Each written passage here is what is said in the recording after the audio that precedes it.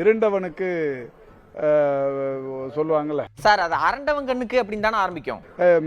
மிரண்டவனுக்கு இருண்டதெல்லாம் பேயின்னுவாங்க. அதிமுக பொதுச் செயலாளர் எடப்பாடி பழனிசாமிக்கு எங்கும் பயம், எதிலும் பயம், எப்போதும் பயம் அப்படின்னு சொல்ல வந்திருக்காரு மக்கள் நல்வாழ்வுத்துறை அமைச்சர் மா சுப்பிரமணியன். ஆனா என்ன ஃப்ளோல பழமொழி மறந்துருச்சு, பட் எடுத்து கொடுத்திருக்காங்க, கரெக்டா சொல்லிட்டாரு. எடப்பாடி பழனிசாமி மருத்துவத்துறை இல்லை, ஒட்டுமொத்த தமிழக அரசின் துறைகளை எதை பாராட்டி பேசுவார். அவருக்கு அதாவது இருண்டவனுக்கு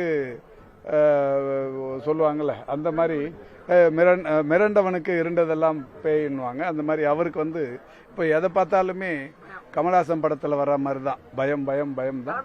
அவருக்கு அந்த பயம் எல்லா இடத்திலும் தொத்தி கொண்டு இருக்கிறது. அது மருத்துவத்துறையை பார்த்தால் அவருக்கு மிகப்பெரிய அளவிலான பயம். காரணம், உலக அளவிலான விருதை பெற்றிருக்கிற துறை. ஒரு இந்தியாவில் ஒரு 2200க்கும் மேற்பட்ட விருதுகளை பெற்றிருக்கிற ஒரே துறை.